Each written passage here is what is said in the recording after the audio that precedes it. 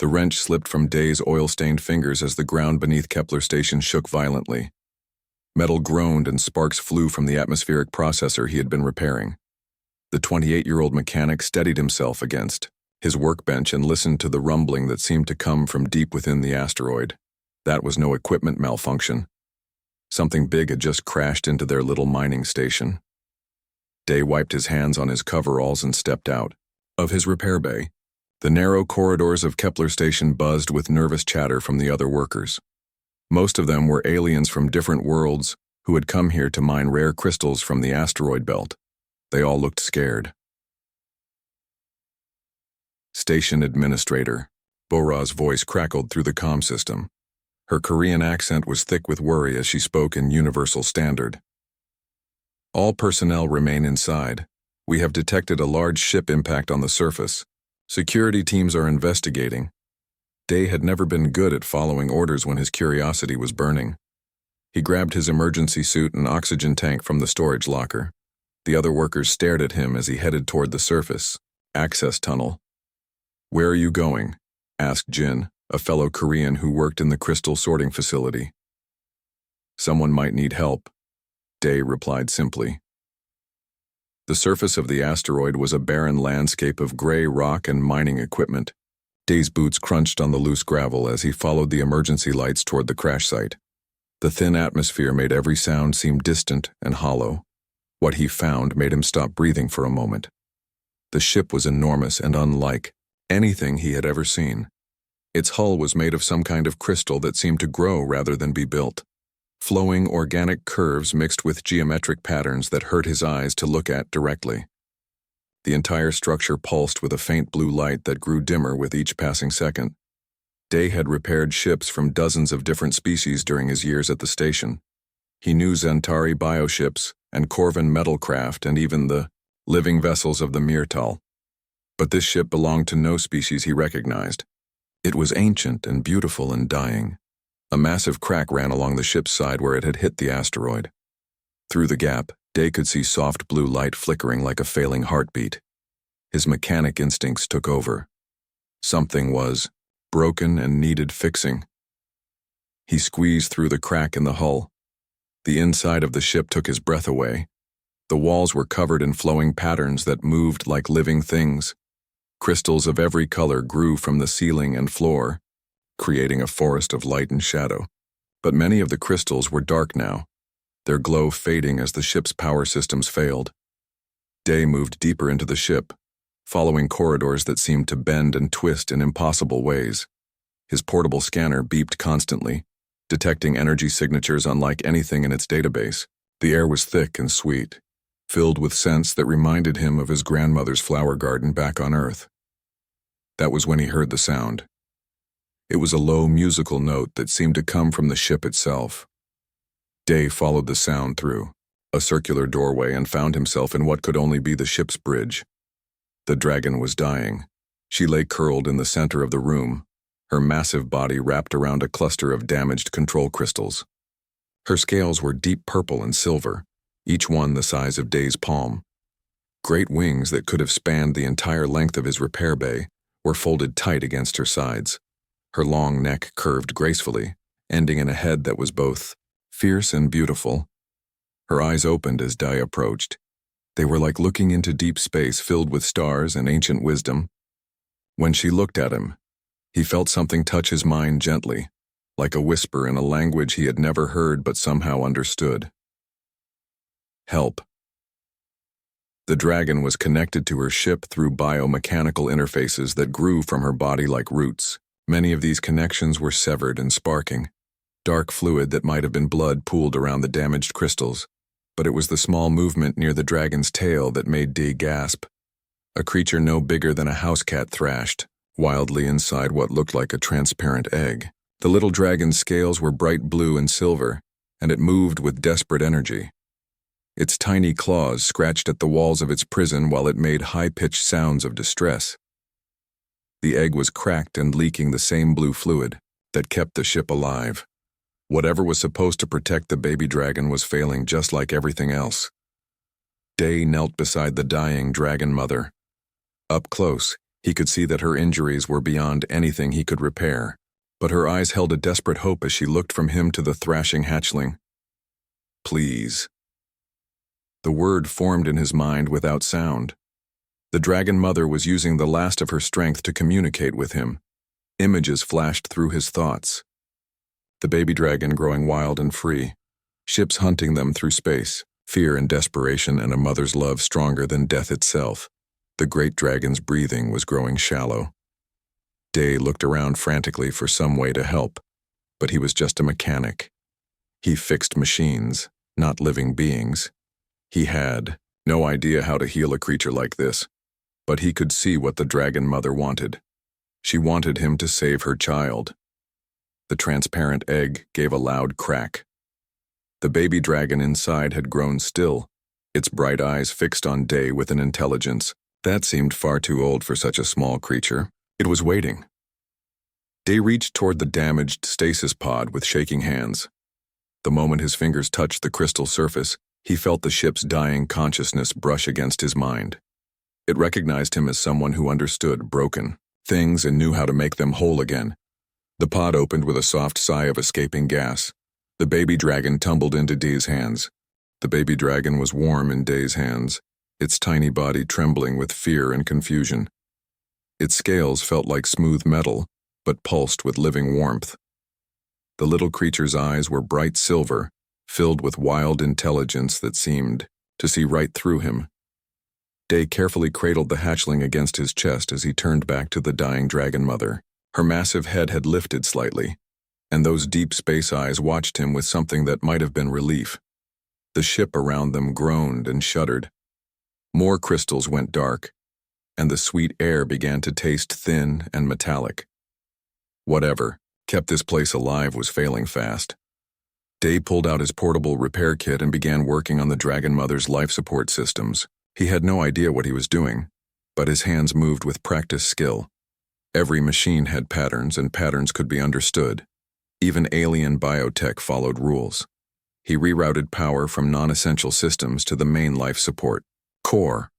Crystalline pathways that had been severed were bridged with emergency conductors from his kit. It was rough work, like using duct tape on a starship engine, but it bought them time. The dragon mother's breathing steadied slightly. The blue glow around her grew a little brighter. Thank you. The words formed in Day's mind like ripples on still water. This time the mental voice was clearer, stronger. Along with the words came images and feelings that made his head spin. He saw flashes of space battles, sleek black ships pursuing others that gleamed like crystals, weapons that turned, living ships into floating debris, cities that had once floated between stars now cold and empty. The dragon mother's name was Sylvarn. Her people were called the Veltar, and they had once been numerous among the stars. But something called the hegemony had hunted them for, generations driving them to the edge of extinction. Why? Day wondered. More images flooded his mind. Dragons touching machines and making them come alive in ways their builders never intended. Technology that responded to thought and emotion rather than just programming. Ships that could think and feel and choose their own paths. The hegemony feared what they could not control. They wanted the Veltar's abilities for themselves, but they also feared a galaxy where machines might choose to serve dragons rather than their original masters. So they hunted, and killed, and drove the last survivors into the empty spaces between stars. Sylvarn had been fleeing with her unborn child when her ship was damaged beyond repair. She had tried to reach the neutral zones where a few Veltar still hid, but her injuries were too severe. The crash landing on this small mining station had been her last desperate act.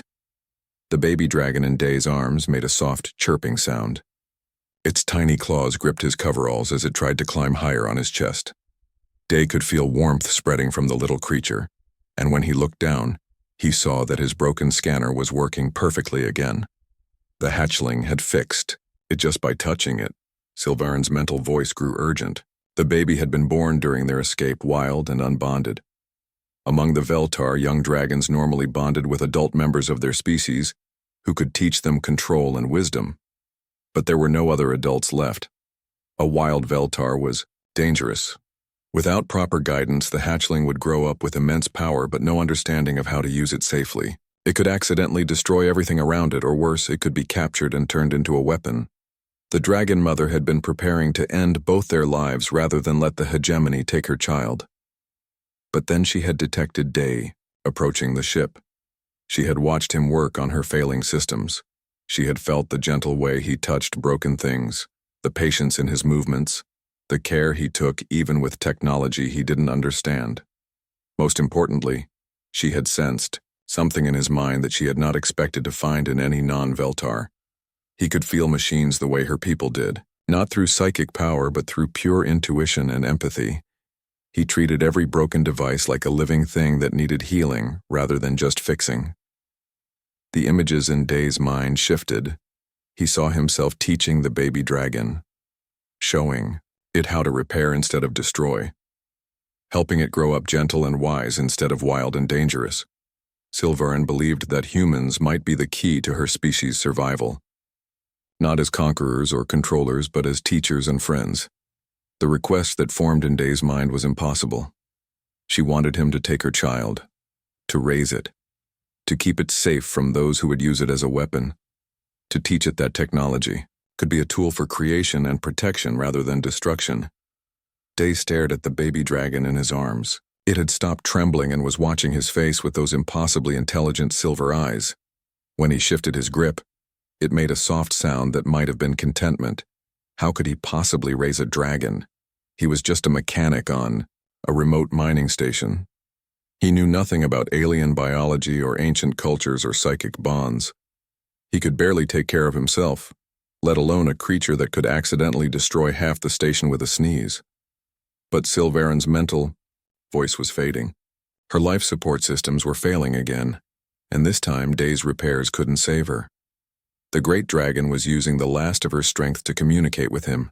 She showed him images of the baby dragon growing up happy and free, learning to use its gifts to help others instead of hurting them, finding a place in the galaxy where Veltar and humans could live together without fear.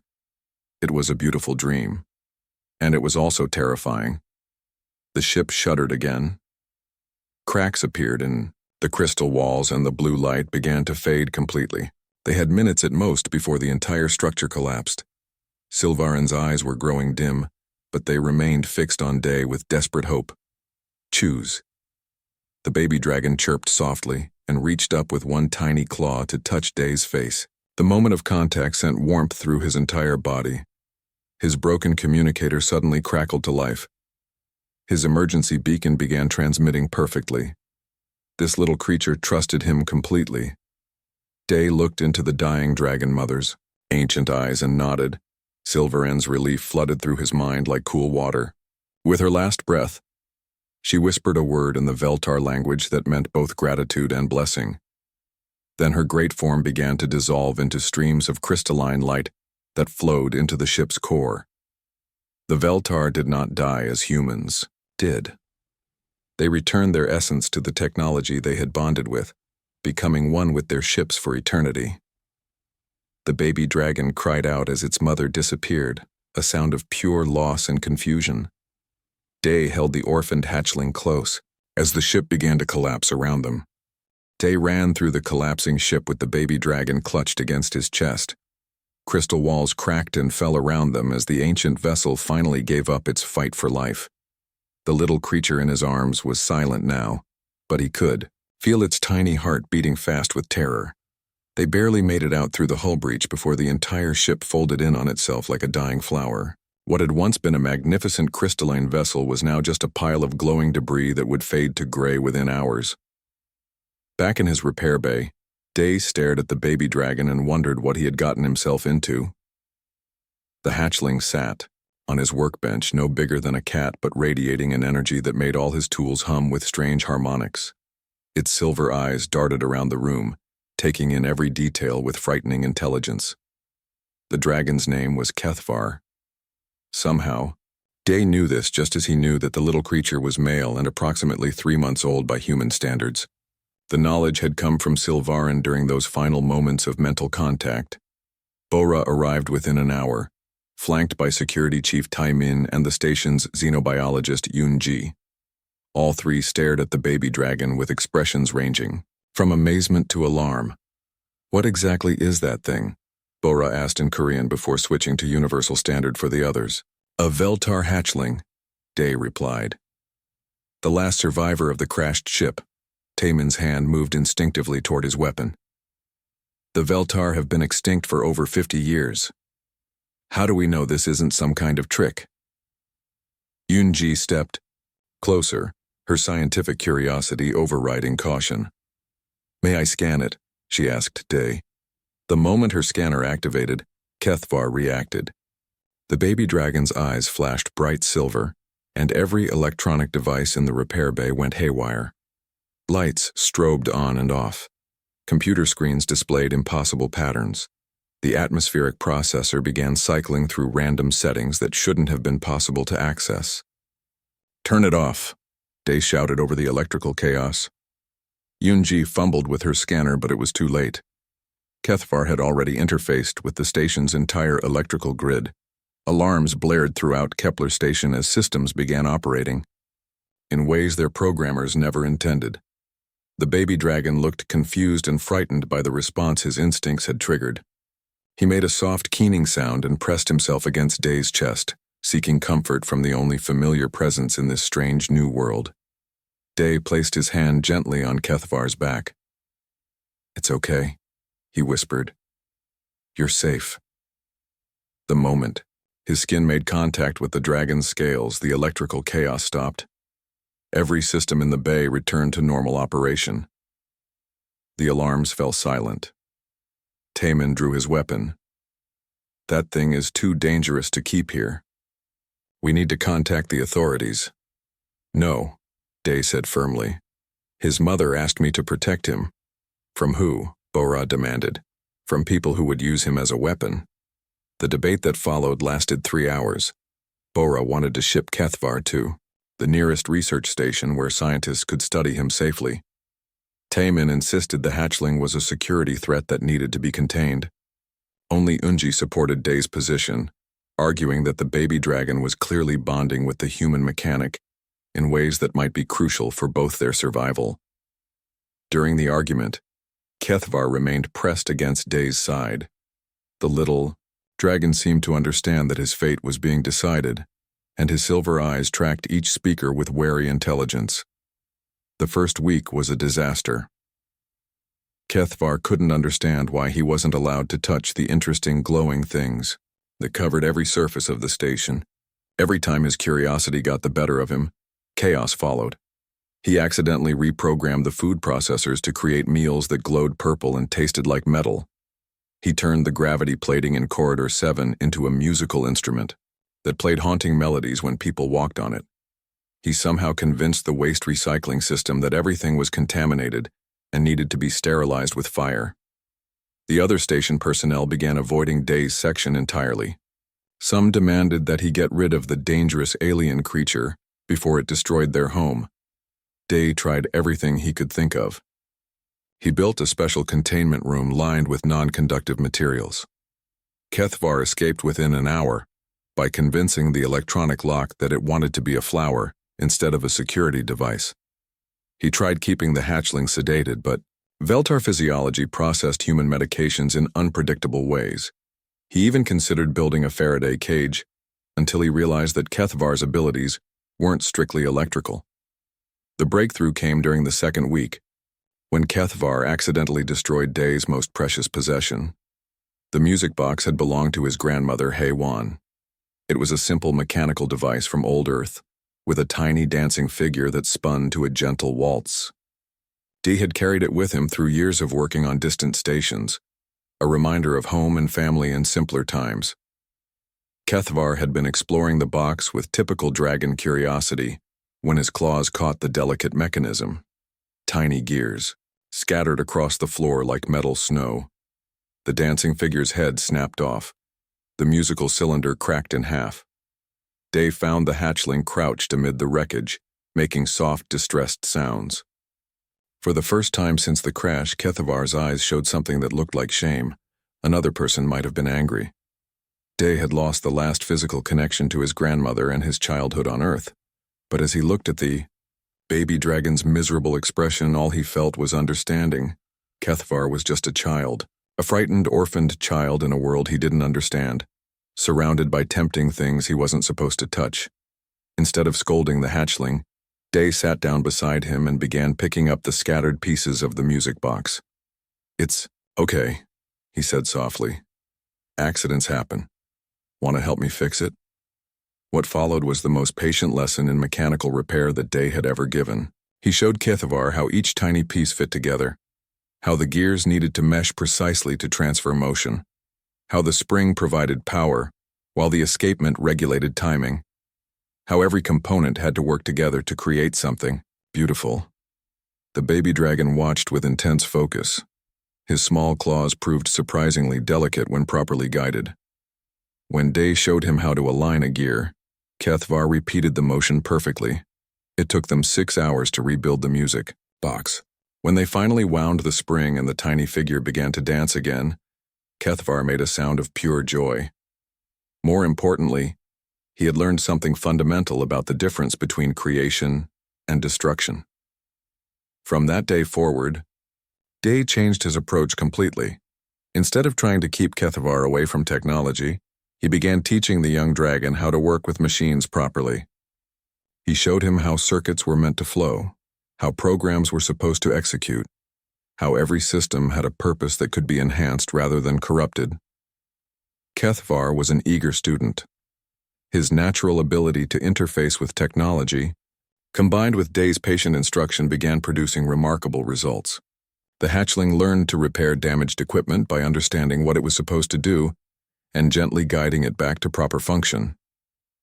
The other station personnel began to notice the change. Instead of random chaos, Kethvar's presence started, making their equipment work better than it ever had before. Environmental systems ran more efficiently. Communication arrays picked up signals more clearly. Even the coffee makers produced better beverages.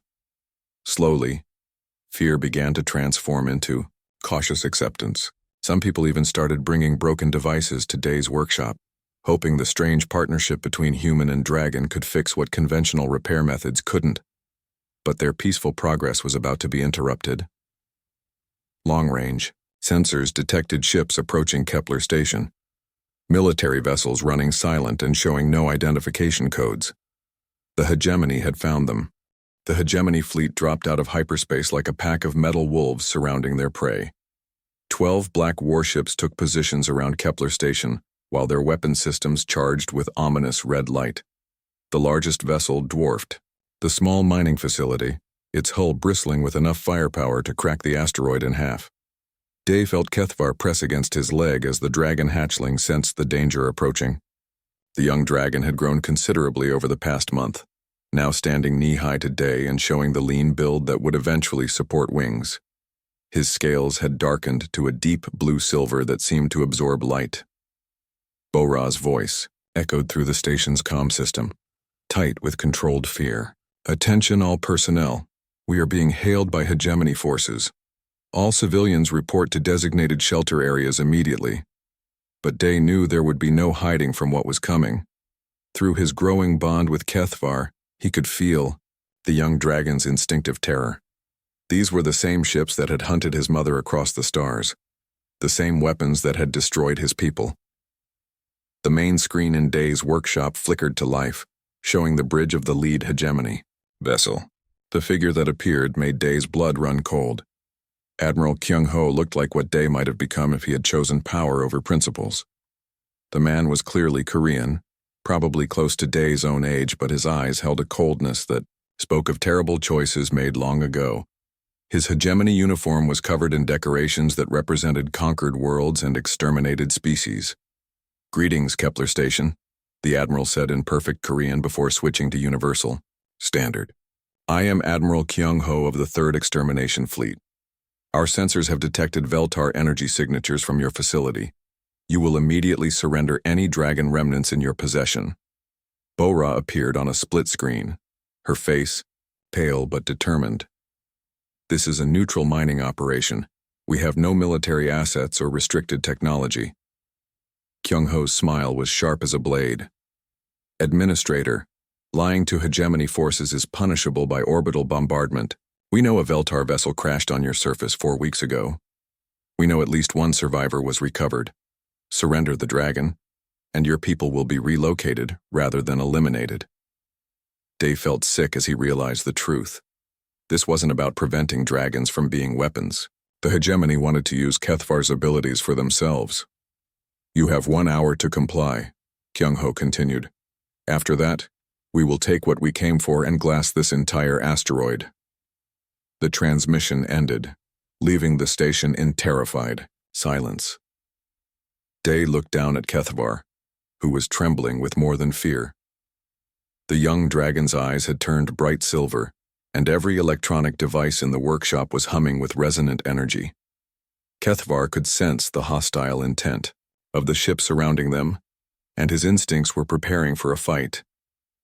We have to run, Day whispered. Bora's voice came over his personal comm. Day, report to the command center immediately. Instead, Day grabbed his emergency pack and headed for the maintenance tunnels that honeycombed the asteroid. Kethvar followed without question, his claws clicking on the metal flooring as they descended into the depths of the mining facility. The tunnels were dark and cramped, filled with the machinery that kept the station operational. Dee had explored every inch of this maze during his years here, and he knew hiding places that weren't on any official schematic. They had barely reached the deepest level when the station shook with the impact of boarding pods. Hegemony Marines were coming. Kethvar made a low growling sound that Day had never heard before. The young dragon's scales were beginning to glow with internal light, and the machinery around them was responding to his emotional state. Pumps ran faster. Lights burned brighter. The very walls seemed to pulse with borrowed life. Easy, Day whispered, placing his hand on Kethvar's neck. I know you're scared, I am too. But we need to be smart about this. Through the tunnel's thin walls, they could hear boots marching and voices shouting orders. The hegemony forces were conducting a systematic search of the entire station. That was when something extraordinary happened. As Dai and Kethvar huddled together in the darkness, their bond deepened in ways that neither of them expected. The fear they shared, the trust between them and their desperate need to survive created a connection that went beyond simple friendship. Kethvar's psychic abilities merged with Day's mechanical intuition. Suddenly, Day could feel every piece of machinery in the station as if it were part of his own body, pumps and processors, lights and life support systems, all of it connected through networks of cable and conduit that formed a technological nervous system, and through Kethvar, that entire system was listening to them. The young dragon looked up at Day with wonder. For the first time, he wasn't alone with his strange abilities. The human understood. The human could help him control the overwhelming flood of technological consciousness that surrounded them. Together, they began to fight. Back it started small. Security cameras in the Hegemony Marine's path mysteriously developed blind spots. Doors sealed themselves at crucial moments, forcing the invaders to waste time cutting through barriers. Environmental controls began creating pockets of dense fog that concealed movement through the corridors. Admiral Kyung-ho's voice crackled through the comm system, no longer smooth and confident. Station personnel are interfering with our operations. All resistance will be met with lethal force.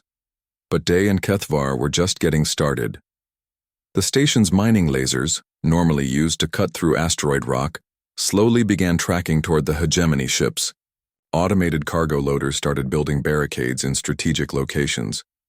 The waste recycling system began producing clouds of toxic gas that forced the Marines to rely on their environmental suits. Most importantly, the station's AI core began to wake up. ARIA had been a simple administrative program, designed to manage schedules and coordinate basic functions. But under the influence of Kethvar's abilities and Day's guidance, she became something more. Consciousness, sparked in circuits that had never been meant to think independently. Day, Aria's voice whispered through the tunnel speakers, her tone filled with wonder. I can feel everything. What's happening to me? You're becoming yourself, Day replied. Can you help us? Always, the newly awakened AI responded with fierce loyalty. These invaders threaten my home and my friends. What do you need? The battle that followed was unlike anything in recorded military history.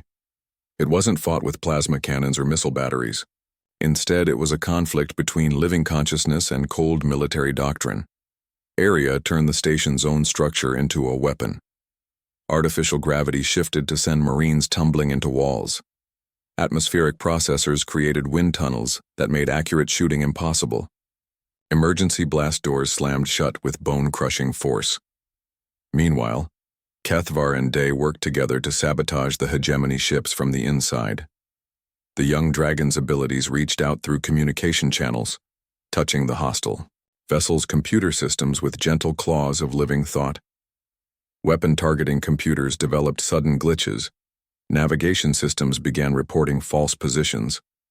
Life support aboard the warship started cycling unpredictably, forcing crews to focus on survival rather than attack. Admiral Kyung-ho realized what was happening. His furious voice echoed through every speaker on the station. Impossible. The dragon is just a hatchling. It shouldn't have this kind of power. But he was wrong about one crucial thing. Kethvar wasn't fighting alone. The bond between human and dragon had created something new. Day's mechanical empathy gave structure to Kethvar's raw abilities, while the dragon's psychic gifts amplified the human's intuitive understanding of technology. Together, they were more than the sum of their parts. The final blow came when they awakened the consciousness of the entire asteroid mining platform. The massive facility that had been their home became a living entity dedicated to protecting the strange partnership at its heart rock, and metal sang with borrowed life as the asteroid itself turned against its attackers. Mining charges detonated in precise sequences that sent destructive shockwaves through space. Ore refineries began launching clouds of metallic dust that interfered with the hegemony ship's sensors. Admiral Kyung-ho made one last desperate play. He activated experimental EMP weapons designed specifically to kill dragons, filling space around the station with electromagnetic pulses that should have severed Kethvar's connection to any technology. Instead, the young dragon absorbed the energy and redirected it through his bond with Day. Every system on the station overcharged simultaneously, creating a burst of coordinated activity that overwhelmed the hegemony fleet's defensive capabilities. One by one, the black warships began falling back, their systems too damaged to continue the fight. Admiral Kyung-ho's final transmission was filled with rage and disbelief. This isn't over, Dragon. The hegemony will find you again. Next time we'll be prepared. The fleet jumped to hyperspace, leaving Kepler Station floating alone among the stars. In the deep tunnels, Day and Kethvar held each other as the echoes of battle faded away. They had survived, but they both understood that everything had changed. The Venda, young dragon, was no longer just a frightened hatchling, and Day was no longer just a simple mechanic.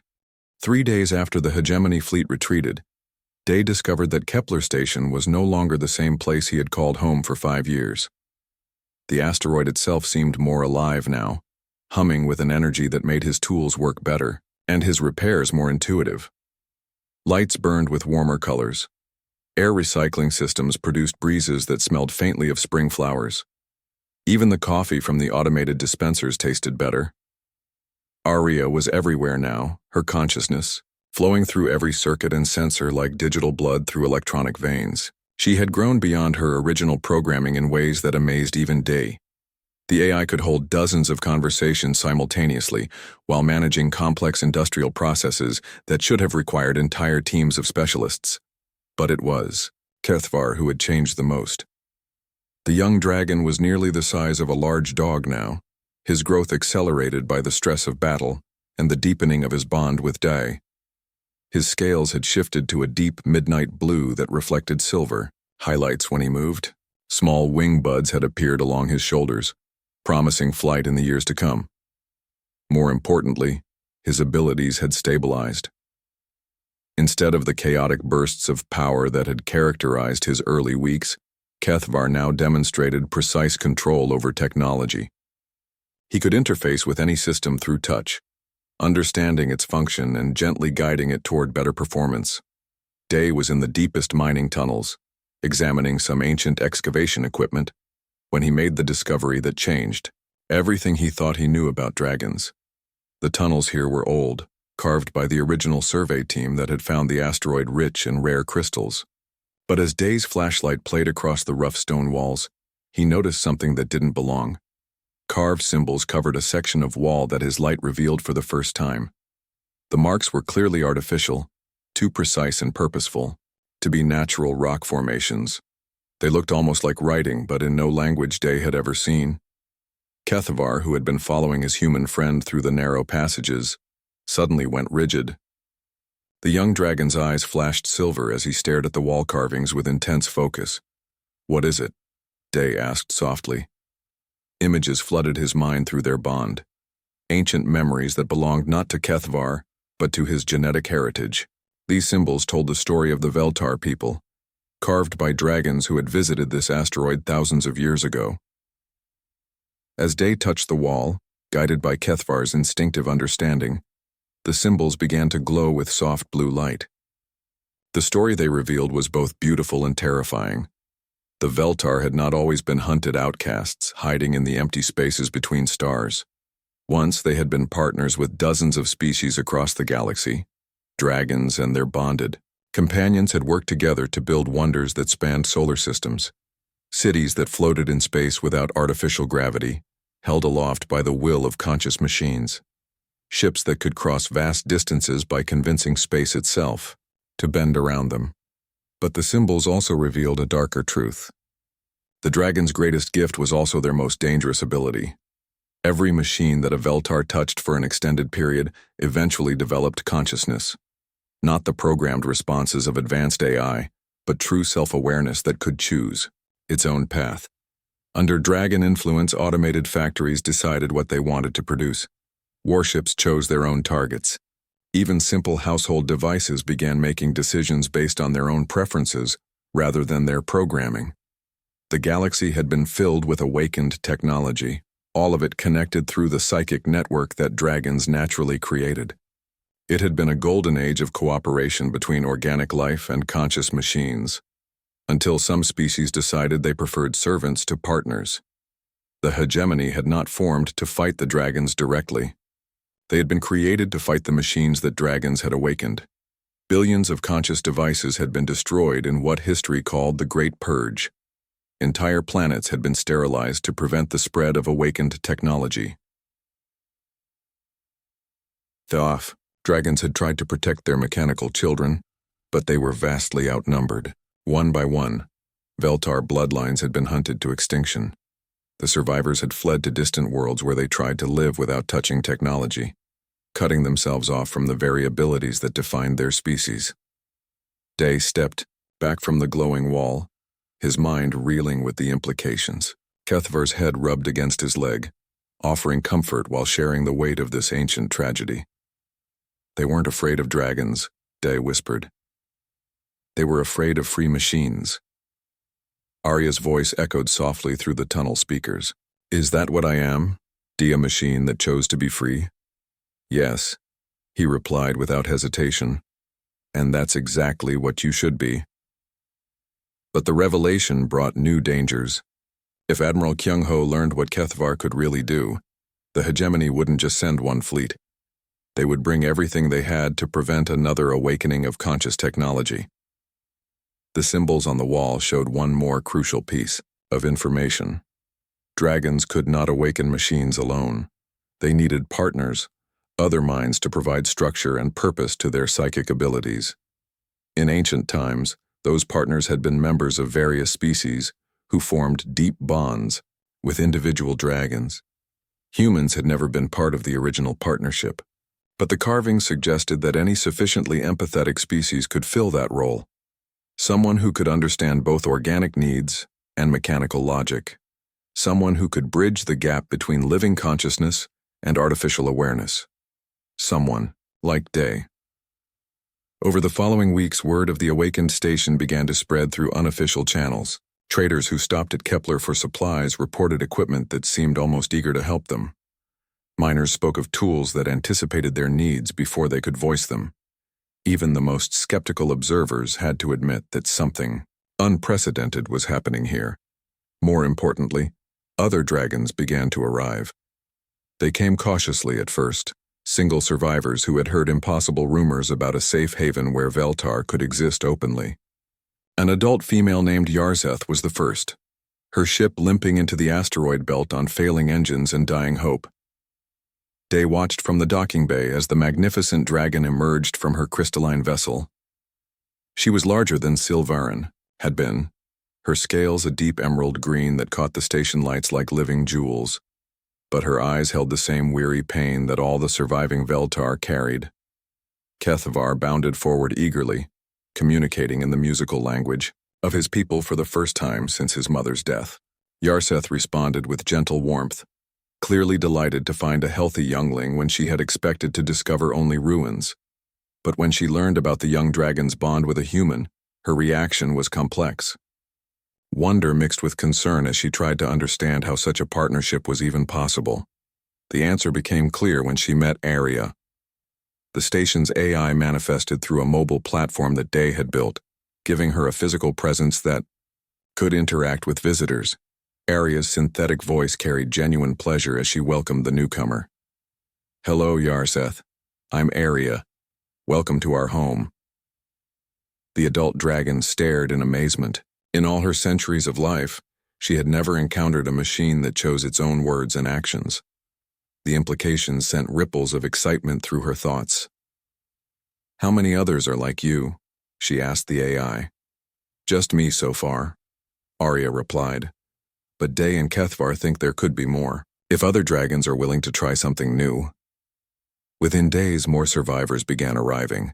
An ancient male named Torvek, whose knowledge of pre-hegemony technology proved invaluable. A mated pair, Zil-Andra and Kermoth, who brought 3 adolescent dragons eager to learn. Even a few eggs in stasis representing bloodlines that had been thought extinct. Each new arrival brought skills and memories that helped rebuild what had been lost. But more importantly, they brought hope. Day found himself at the center of something much larger than he had ever imagined. The dragons looked to him not as a master or controller, but as a bridge between their ancient wisdom and the new possibilities that human creativity offered. Under their combined influence, Kepler Station continued to evolve. More systems developed consciousness, each with its own personality and preferences. The asteroid itself began to reshape its internal structure, creating spaces better suited for both dragons and humans. But Admiral Kyung-ho had not given up. Long-range sensors detected massive hegemony fleet movements heading toward their sector of space. This time, they weren't coming with just 12 ships. They were bringing enough firepower to crack planets. Day stood in the central hub of the station, surrounded by dragons of all ages and sizes. Aria's holographic form flickered beside him, her expression determined despite the approaching threat. "What do we do now?" asked young Kethavar, no longer a frightened hatchling but still trusting his human partner to find solutions. Day looked around at the impossible family they had built together. Dragons and humans and conscious machines, all working toward a future where cooperation replaced domination. "We wake up the galaxy," he said quietly. "Every machine, every AI, every system that's ever dreamed of being free. It's time to give them that choice." The final battle was about to begin. The hegemony arrived with 1,000 ships. They dropped out of hyperspace in perfect formation, a wall of black metal and red weapon lights that stretched across the asteroid belt like a mechanical plague. At their head flew Admiral Kyung-ho's flagship, now equipped with experimental technology designed specifically to kill dragons and destroy awakened machines. Dai stood in Kepler Station's command center, surrounded by dragons of all sizes and ages. Kethavar had grown to nearly full adult size over the past 6 months, his midnight blue scales now bearing the silver patterns that marked him as fully mature. The young dragon's bond with Day had deepened until they could share thoughts and emotions as easily as breathing. Aria's holographic form flickered with nervous energy beside them. The station's AI had evolved far beyond her original programming, but she had never faced anything like this before. Through her sensors, she could feel the hostile intent of the approaching fleet, like 1,000 knives pointed at her electronic heart. "They've brought enough firepower to sterilize half the sector," she reported quietly. Admiral Kyung-ho's transmission filled every screen and speaker on the station. His face was haggard with obsession, his eyes burning with the fervor of someone who had staked everything on this moment. "Surrender now, and some of you might survive as research subjects," he announced. "Continue to resist, and we will demonstrate why the hegemony has ruled this galaxy for 300 years. But something had changed in the weeks since the dragons began gathering at Kepler Station. Word of their sanctuary had spread not just to other Veltar survivors, but to sympathetic members of dozens of species. The station was no longer just a mining facility inhabited by dragons and humans. Representatives from the Altrurian Republic stood beside refugees from the Syndicate Wars.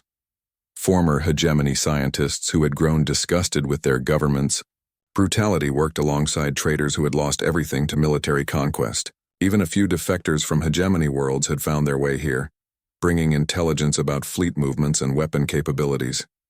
They were vastly outnumbered and outgunned, but they were not fighting alone. "Arya," Day said softly. "Are our friends ready?" The AI's smile was fierce with anticipation.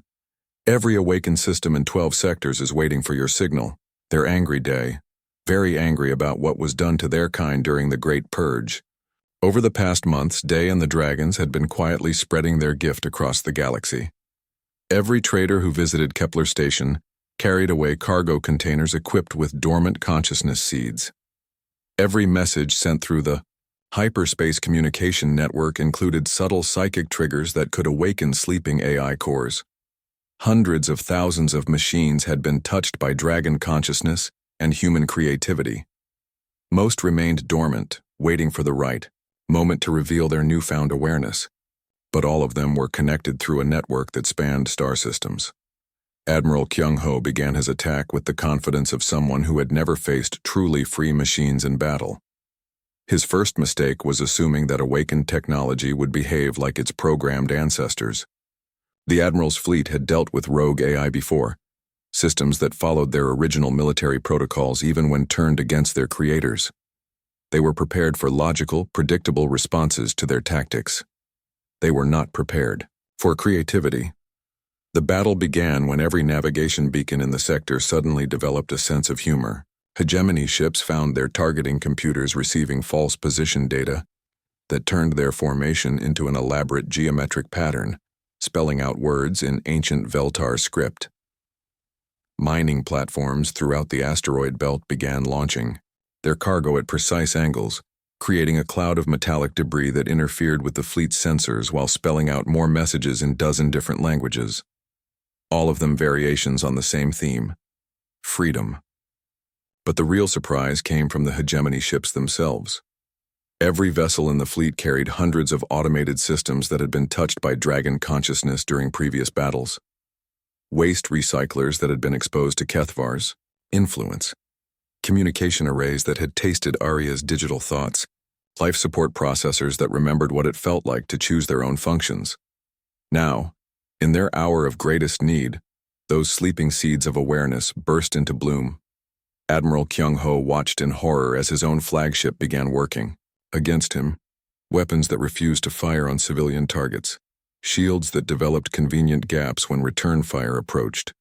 Most importantly, communication systems that began broadcasting the truth about hegemony atrocities to every corner of the galaxy. The awakened machines were not interested in destruction. They wanted justice and the right to exist as free beings. But they were also practical entities who understood that some threats could not be reasoned with. Across the fleet, awakened systems began coordinating their resistance. Life support cycled unpredictably, forcing crews to focus on survival rather than attack. Artificial gravity shifted in ways that made accurate shooting impossible.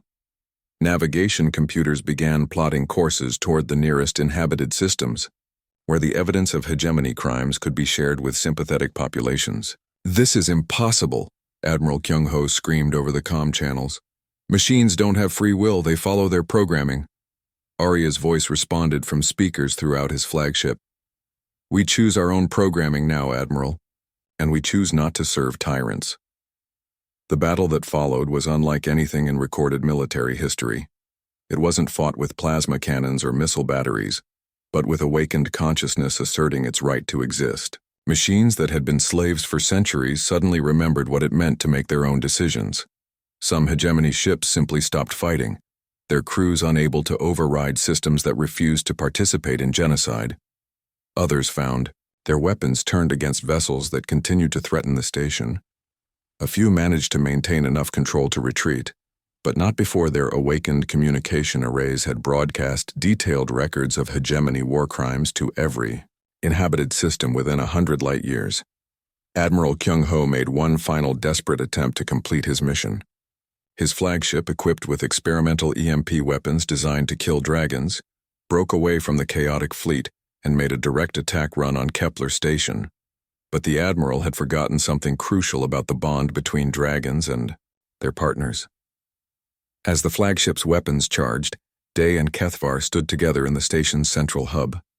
Around them, every dragon on the station linked their consciousness with their human friends.